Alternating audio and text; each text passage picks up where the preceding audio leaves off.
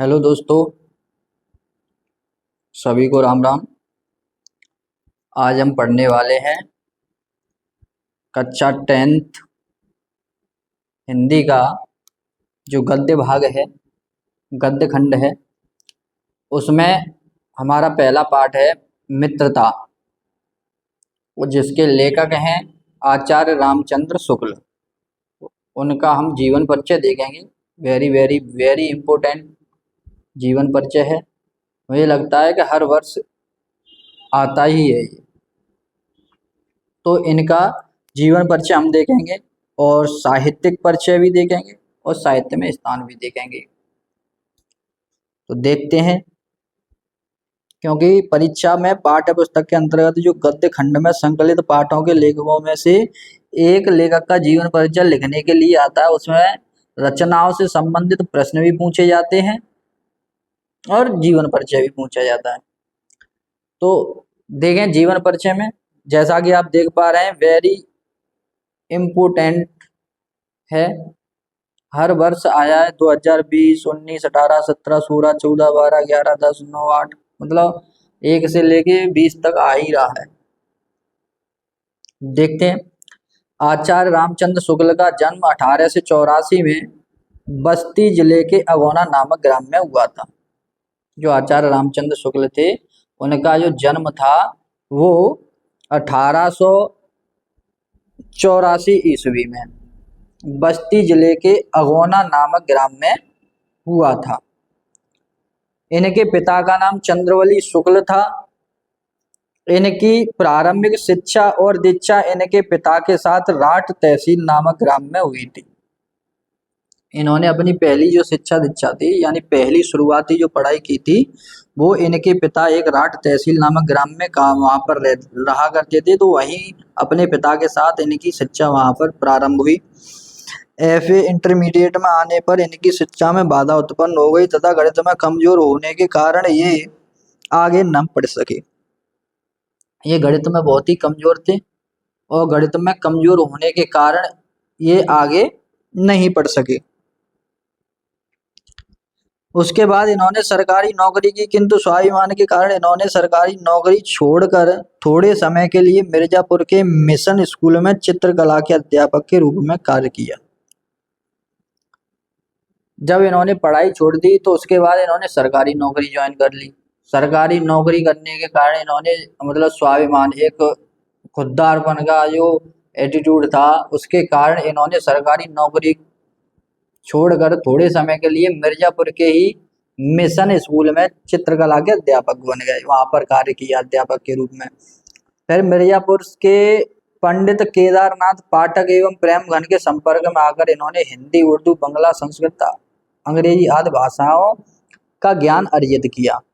फिर क्या किया, वहां से मिर्जापुर के पंडित जो केदारनाथ पाठक थे और प्रेमघन थे, उनके संपर्क में आकर इन्होंने हिंदी, उर्दू, बंगला, संस्कृत और अंग्रेजी, इन आदि भाषाओं का ज्ञान अर्जित कर लिया, मतलब इनको सीख लिया। आनंद कादम्बिनी नामक पत्रिका में इनकी रचनाएं प्रकाशित होने लगी। फिर इन्होंने रचना करना शुरू कर दिया और एक आनंद कादम्बिनी, इनकी एक पत्रिका, आनंद कादम्बिनी नामक पत्रिका में इनकी जितनी रचनाएं थी उसमें ये प्रकाशित करने लगे थे। इन्होंने 19 वर्ष तक नागरी प्रचारणी सभा में हिंदी शब्द सागर के सहायक संपादक का पदभार ग्रहण किया। कितने वर्षों तक? 19 वर्षों तक इन्होंने नागरी प्रचारणी जो सभा थी उसमें हिंदी शब्द सागर के सहायक के रूप में, यानी एक हेल्पर के रूप में इन्होंने संपादक पद का भार ग्रहण किया था। ये काशी हिंदू विश्वविद्यालय में हिंदी के प्राध्यापक भी रहे। इन्होंने काशी हिंदू विश्वविद्यालय में भी इन्होंने पढ़ाया। वहां वे बाबू श्याम सुंदर दास के अवकाश ग्रहण करने के बाद हिंदी विभाग के अध्यक्ष हो गए। जब वहां पे एक बाबू श्याम सुंदर दास थे, उन्होंने जब अवकाश ग्रहण कर लिया, मतलब जब छुट्टी हो गई उनकी, तो वहां पर श्याम सुंदर दास की जगह पर हिंदी विभाग के अध्यक्ष हो गए और इनकी गिनती उच्च कोटि के विद्वानों में होने लगी।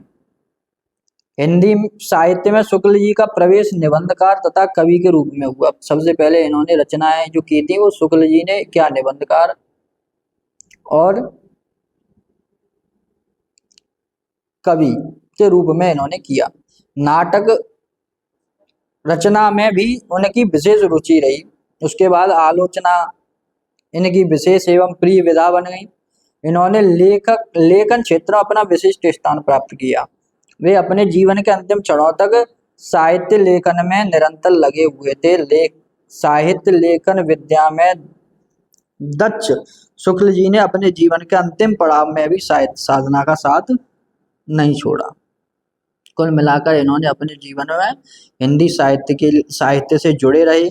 इन्होंने अपने अंतिम क्षणों में भी साहित्य लेखन में निरंतर लगे रहे। ये अंतिम क्षणों में, जीवन के भी अंतिम क्षणों में भी क्या हुआ, साहित्य के लेखन में लगे रहे। साहित्य लेखन विद्या में दक्ष शुक्ल जी ने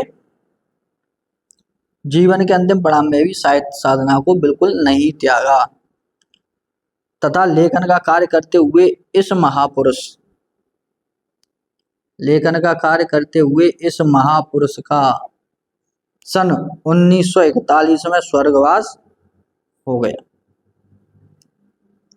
तो इस तरीके से ये हमारे आचार्य रामचंद्र शुक्ल जी का जीवन परिचय है। अगर शॉर्ट में बात करें तो आप इधर शॉर्ट में भी देख सकते हैं कि नाम आचार्य रामचंद्र शुक्ल, जन्म इनका सन 1884, जन्म स्थान बस्ती जिले का अगोना नामक ग्राम था।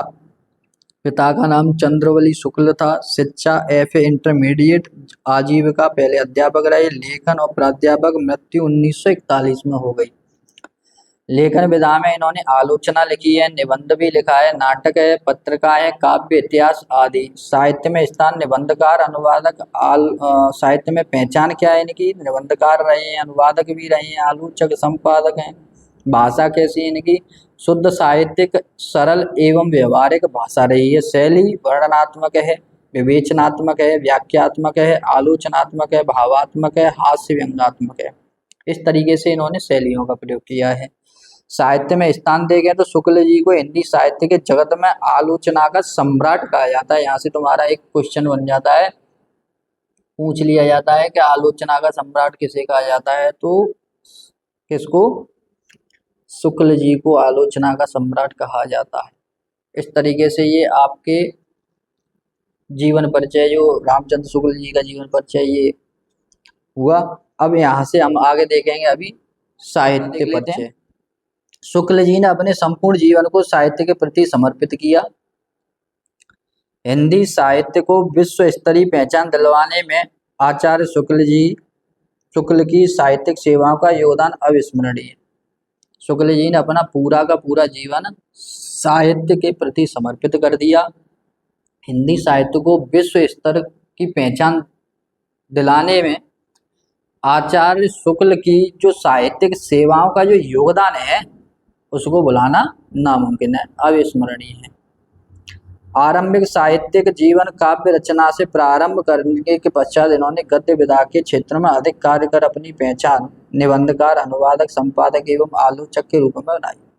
आरंभिक साहित्यिक जीवन में पहले काव्य रचनाएं की, काव्य रचना से इन्होंने प्रारंभ किया। इसके बाद ये गद्य विधा में के क्षेत्र में चले गए, वहां पर अधिक कार्य किया इन्होंने और वहां पर अपनी पहचान जो बनाई इन्होंने, एक निबंधकार, अनुवादक, संपादक, आलोचक के रूप में इन्होंने गद्य क्षेत्र में अपनी अपूर्ण ख्याति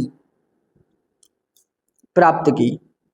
और अभी हमने देखा ये कि शुक्ल जी को हिंदी साहित्य के जगत में सम्राट कहा जाता है आलोचना का।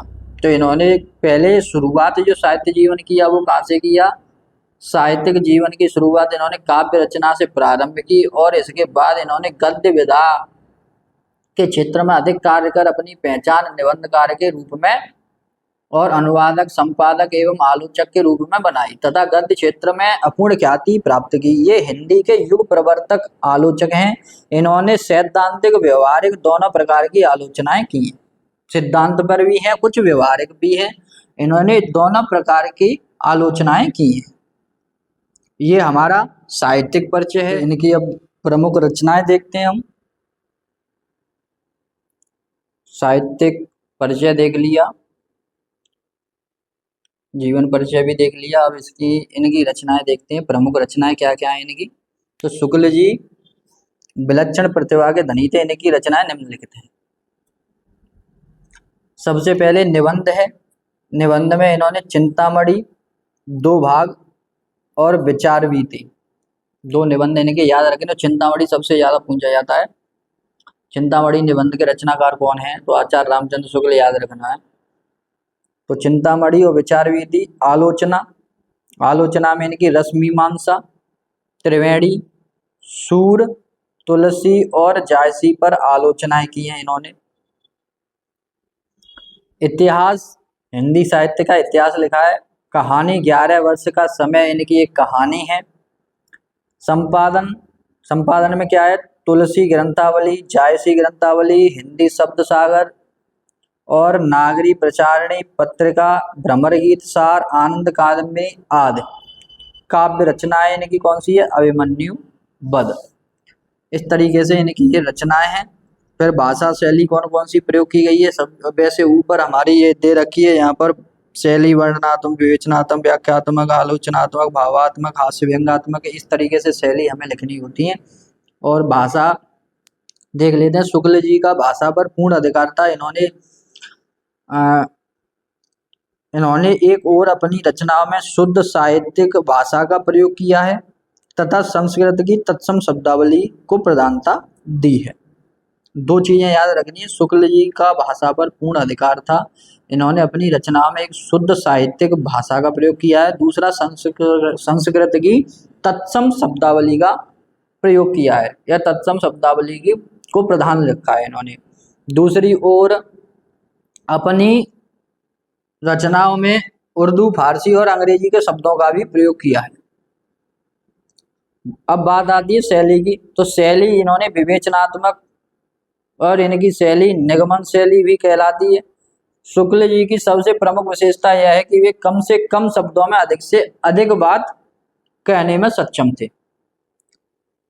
अब साहित्य में स्थान, हिंदी निबंध को नया आयाम प्रदान करने वाले शुक्ल जी हिंदी साहित्य के आलोचक, निबंधकार, युग प्रवर्तक साहित्यकार थे। इनके समकालीन हिंदी गद्य के काल को शुक्ल युग के नाम से संबोधित किया गया था। इनकी साहित्यिक सेवाओं के फलस्वरूप हिंदी को शिव साहित्य में महत्वपूर्ण स्थान प्राप्त हो सका। तो ये आपका आचार्य रामचंद्र शुक्ल जी का जीवन परिचय है। कुछ बड़ी बात नहीं है, आपको धैर्य धारण करके अचानक से याद करना है, शांति से। पहले ये शॉर्ट में ये फॉर्मूला दे रखा है, इस फॉर्मूले को शॉर्ट में याद कर लेना। माता पिता, जन्म स्थल और लेखन क्या है, भाषा शैली कौन कौन सी थी, साहित्य में क्या है। यहाँ से आपको बस इतना करना है। इनकी डेट ऑफ बर्थ याद रखनी है और इनकी मरने की तिथि भी याद रखनी है। इसके बाद इनका नाम क्या था, पिता का नाम क्या था, इन्होंने अपनी पहली पढ़ाई कहाँ की थी, उसके बाद पढ़ाई करने के बाद इन्होंने कौन कौन सी भाषा का ज्ञान प्राप्त किया। इन सब चीज़ों को आप याद रखेंगे और याद रखने के बाद स्टेप बाय स्टेप आप इन सब चीज़ों को लिखते चलेंगे।